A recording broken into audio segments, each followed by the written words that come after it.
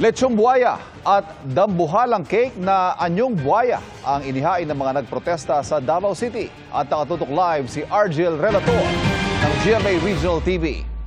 Argel. Ivan, sa kabila ng pag-ambon sa ngayon dito sa Davao City ay nagpapatuloy pa rin ang isang praise and worship bilang sa aktibidad na Pray for the Philippines ngayong gabi dito sa lungsod. Sinimula na pagtitipon sa Misa San Pedro Cathedral sa Davao City alas 3 ng hapon. Tampok sa pagtitipon ang dambuhalang cake na hango sa isang buwaya na may habang 16 feet. May lechon buwaya din.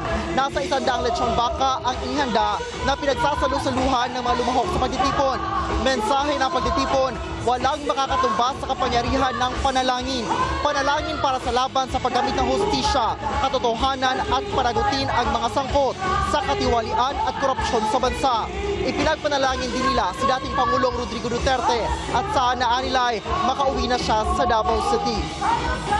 Ivan, pagkatapos nga ng sasagawang praise and worship ngayong gabi ay may part 2 sa programa kung saan tampok ang presentasyon ng local bands. Patuloy naman ang pamimigay ng lechon baka sa mga dumalo dito sa Pray for the Philippines sa Davao City.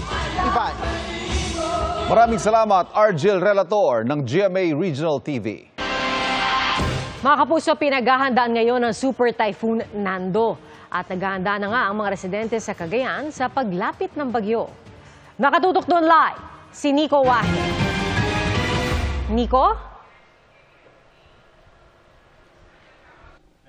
Pia, isa-isa nang inililikas ng ilang LGU ng Cagayan ang mga residente dito sa mga coastal area bago pa man manalasa ang bagyong Nando.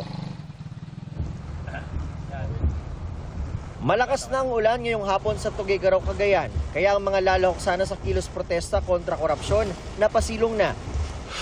Sa Santa Ana, mas maalon ng dagat kaninang umaga sa Barangay Palawig. Si Aling Marjorie nagtali ng kanilang bubong para hindi tangayin ng malakas na hangin, habang ang anak niya nakasampa sa bubong para siguruhing matibay ang bahay. Para mas safe konti kahit kahit medyo sira-sira na. Sa ibang mga bahay, may naglagay ng mga sandbag sa bubong bilang pabigat o kaya'y pinakuan ng mga kahoy ang bubungan.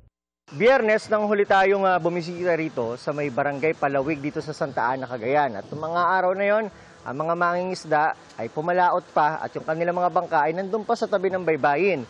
Pero ngayon, na malapit nang dumating ang bagyong Nando, ang kanilang mga bangka narito na sa mismong kalsada.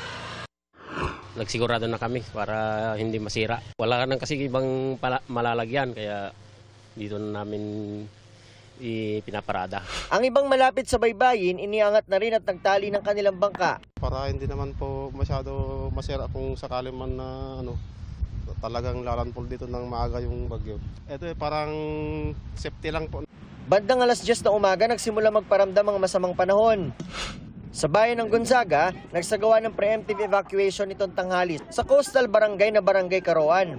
Dito po yung bahay namin. Siyempre sir, natatakot po kasi sabi po nila signal number 5 po sir. Kaya mas maganda po na lilikas po kami. Isinakay sa truck ng sundalo at sa pulis mo bilang ilang residenteng inilikas.